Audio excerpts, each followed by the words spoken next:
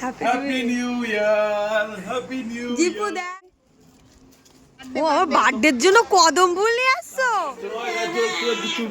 Birthday gift কই, birthday gift দাও। Birthday gift কিছু নেই, চলো দেখি। এটা ভালো লাগে, সাদাটা দেখো, কদম ফুলের ভালোবাসা ওই যে।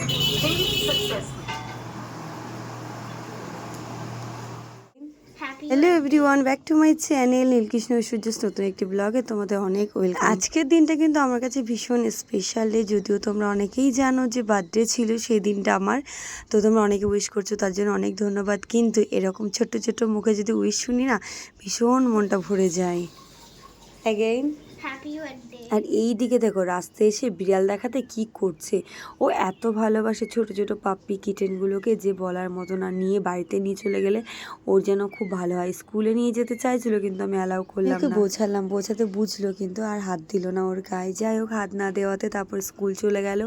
আর সত্যি কথা, সকালবেলাটা ঐশ্বর্য মুখে হ্যাপি বার্থডে উইশ শুনে আমার ভীষণ ভালো লেগেছে। যদিও তোমাদের দাদাভাইও রাত 12টায় করেছে, ননদরাও 12টায় করেছে। সকালবেলা ঘুম থেকে উঠে ঐশ্বর্যকে স্কুল পাঠিয়ে দিলাম, কারণ ওর আজকে স্কুলে পরীক্ষা ছিল, মানে ক্লাস টেস্ট ছিল, তো পাঠাতে তো আমাকে হবেই। দেন আমি চলে এসেছি বাড়ির ভিতরে। আর দেখলে তো ঐশ্বর্য কিরম বিড়াল ভালোবাসে, ভীষণ ম্যাও ভালোবাসে। আরও ম্যাও পেলে আর কোনো কথা নেই। এদিকে রান্না করতে এসে দেখি কি গ্যাসটা ফুরিয়ে গেছে, তো সিলিন্ডার নামানোই ছিল। আমি তাড়াতাড়ি করে সিলিন্ডারটা অ্যাটাচ করে দিলাম, মানে আমাদের ওই পাইপ লাইনের সঙ্গে। আর আগে যে পুরোনো খালিটা ওটা সরিয়ে দিলাম। সকালবেলা কিন্তু আরও একটা কাজ করেছি, যেটা হচ্ছে মাকের বাবাকে প্রণাম করে নিয়েছি, যেহেতু বার্থডের দিনটা খুবই স্পেশাল। প্রতি বছরের মতো এই বছরও একটু নমস্কার না করলে হয় বলো?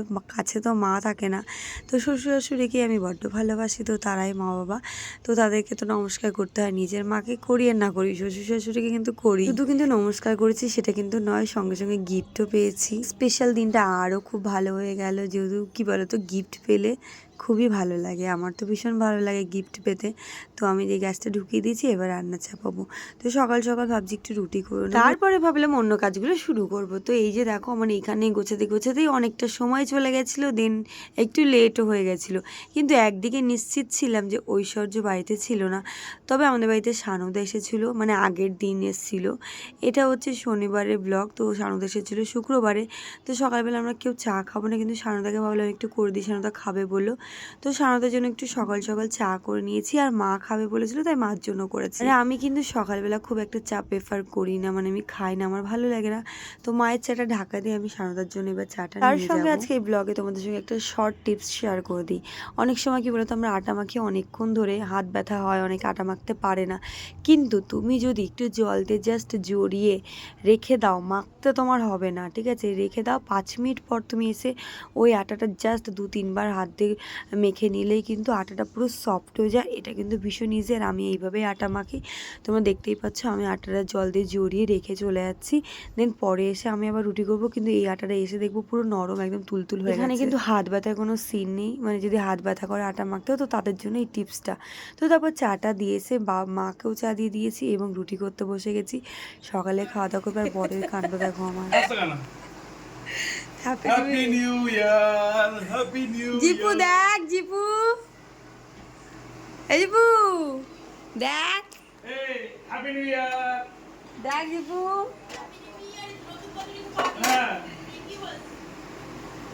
Happy new year. বছরের জন্মদিন না আমার।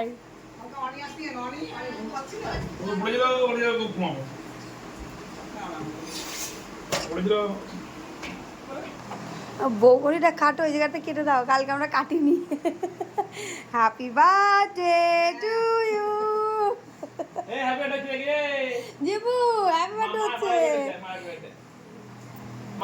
হচ্ছে। বউঘড়িটা কাটো, কালকে থেকে বউঘড়িটা কাটিনি। জিবু তারপর সকালে ব্রেকফাস্ট করে নিয়েছি আমরা সবাই নিয়ে। এবার স্কুলে এসেছি মেয়ের, যেহেতু আমার একটাই বান্ধবী এখানে, সে বলেছে আজকে একটু যেতে স্কুলে দেখা করার জন্য, তো তাই স্কুলে গেছিলাম মেয়েকে আনতে। আর দেখো চার্চটা কত সুন্দর লাগছে দেখতে দিনের বেলা। আমি কটা পিকচারও তুলে রেখেছি, পরে তোমাদের সঙ্গে শেয়ার করবো। তো বাচ্চা দুটোকে নিয়ে নিয়েছে। আর সুইটিকে নাকি রোজ এইভাবে টানতে টানতে ওরা রাস্তা পার করে বা দৌড়ায়, কারণ আমি থাকি না রোজ, কিন্তু রোজ সুইটি থাকে। তো সেটাই আমাকে দেখাচ্ছিল যে রাস্তা পার হয় কীভাবে। আর স্কুলে এসে এই যে একটু বদমাইশি করছে। এটা স্কুল নয়, মানে এটা পার্ক, আমাদের স্ট্যান্ডের নিচে এটা অংশ। অনেকেই দেখো তো দেখে নাও, নিচে এরকম বাচ্চাদের খেলার জায়গা আছে যেখানে ওরা একটু খেলাধুলা করে। আর প্রতিদিন স্কুল ছুটি হয়ে যাওয়ার পর কিন্তু ওরা এখানে এসে প্রচুর আড্ডা করে, মানে আড্ডা দেয়, খেলা করে, মস্তি করে দিন, তারপর ওরা কিন্তু বাড়িতে যায়। আর এখানে এসে তোমাদের দাদা ভাইয়ের কাণ্ডটা জাস্ট দেখো কি করছে। ওই ওই কি করছো? বড় বার্থডের জন্য কদম ফুল নিয়ে আসছো? আমি নেবো না তোমার কদম ফুল, যাও। আচ্ছা হাঁটু গেলে বসে প্রপোজ করো, তারপর দাও, তবেই নেবো। ভালো করে দাও, তবেই নেবো। বার্থডেতে গিফট দিচ্ছে বলে কথা। এই আমার পেছনে পথ বেরিয়ে গেলে আমি তুলে দেবো।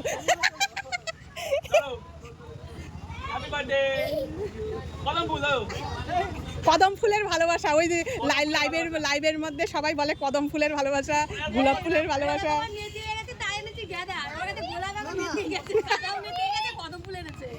কদম ফুল এটা টাটকা গাছের থেকে পেরে দিয়েছে তোমাকে, তার থেকে আর কি হতে পারে বলো তো? কষ্ট করে পেরে এনে দিল আমাকে, গাছ থেকে পেরে বাদরের মতো। দেখো বাস গিফটটা লাগবে না, না গিফট তো লাগবে। এবার হরে কৃষ্ণ গান করে দাও।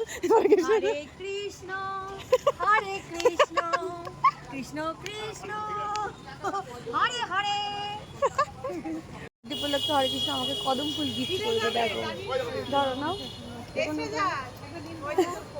এই না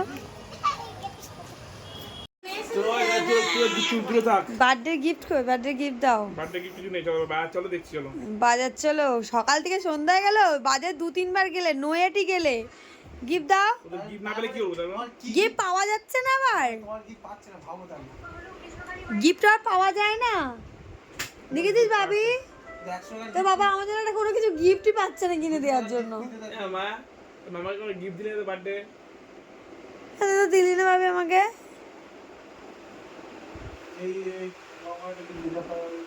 দাও গিফট দাও। বাইরে করে গোছাও, গোছাও বাইরে গোছাও। গিফট কিনতে গিফট কিনতে চলো চলো চলো চলো। হালি কৃষ্ণা গিফট কিনতে এইটুকু ধরে লেগেছে, এইটুকু ধরলাম তো। যাই ড্রেস কোড দেখি সাদা পড়া। হ্যালো এভরিওয়ান, তো এখন আমি রেডি হয়ে গেছি আর নতুন জামা পরে আমি বেরোচ্ছি শপিংয়ে। আর ড্রেস আনা হয়েছিল, সেটা একটু চেঞ্জ করতে যাব। তো আজকে নতুন ড্রেসই পরেছি, দেখো কেমন লাগছে। এটাও নতুন ড্রেস, একটা আগে কিনেছিলাম, তো তোমাদের সঙ্গে শেয়ার মনে করেছিলাম, এটা বা করিনি যায়। তো এই ড্রেসটা কাছে কেমন লাগছে আপনি কমেন্ট করে জানিও।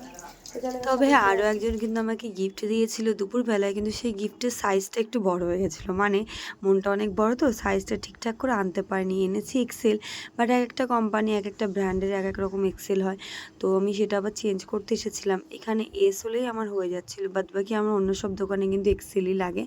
তো যাই হোক, ও এক্সেল নিয়ে এসেছিলো, কিন্তু অনেকটা বড় হয়ে গেছিলো, পুরো কাকতারুয়ার মতো লাগছিলো। দেন তারপর আমরা দুজনে আবার চলে গেলাম সেটাকে চেঞ্জ করতে। এবং এখানে একটা রেনকোটও দেখলাম, দেখার পরে অনেক ড্রেস দেখলাম যেগুলো দেখতে মেয়েদের ভীষণ ভালো লাগে, মেয়েদের শপিং ভীষণ ভালো লাগে। দেন তারপর চলে গেছিলাম শপিং টপিং করে ড্রেসটা চেঞ্জ করে কেক আনতে। নিজের বার্থডে কেক নিজেই আনতে চলে গেছিলাম আজকে, যেহেতু আমি জানতাম যে একটা কেক আজকে বাড়িতে যাবেই। তবে খুব একটা বড় আয়োজন নয়, তবে হ্যাঁ রাতে একটু কেক কাটবে সেটুকু আয়োজন ছিলই আমাদের। তারপর একটু আশেপাশে ননদ, মানে আমাদের নিজেদেরই যা লোকজন, ওদের না ডাকলে নয়। দেন তারপরে ওগুলো কেক নিয়ে আমরা এখানে চলে এলাম ঠাকুরের জন্য একটু মিষ্টি নিতে। আর ভগবানকে একটু মিষ্টি না দিলে একদমই হয় না, কারণ আমার জন্মদিন আমরা ভালো মন্দ খাবো, ভগবানকে দেবো না এমনটা কোনো দিনই হয়নি। আর আমাদের বাড়িতে কোনো অনুষ্ঠান হলে আমরা ভগবানের জন্য অবশ্যই একটু মিষ্টি নিই। আর তারপরে আমরা এখানে দেখো অনেক রকম মিষ্টি দেখে অনেক রকম মিষ্টি নিলাম, একটু টক দই নিলাম, বাড়িতে একটু রান্না করব, কারণ বাড়িতে বিরিয়ানি আর চিকেন চাপ হবে। তবে হ্যাঁ, বিরিয়ানিটা অর্ডার করে নিয়ে আসবো, চিকেন চাপটা আমি রান্না করব, সেই জন্য কিছুটা বাজারও করে নিয়েছে। আর আমার জুঁই ফুল কিন্তু ভীষণ ফেভারিট, তাই ভাবলাম কোনো ওকেশন হোক চাই না হোক, জুঁই ফুল লাগাতে কিন্তু আমার ভীষণ ভালো লাগে, তাই ভাবলাম একটু জুঁই ফুল নিয়ে আজকে বার্থডে উপলক্ষে মাথায় দেবো। আর বাড়িতে এসে মাংসগুলোকে মশলা দিয়ে ম্যারিনেট করে রেখে দিয়েছি, কারণ অনেকটা লেট হয়ে গেছে। দেখা হচ্ছে পার্ট 2 ব্লগে, মানে বার্থডে আরও একটা ব্লগ আসবে, তো দেখা হচ্ছে ব্লগে। টাটা এই ব্লগটা।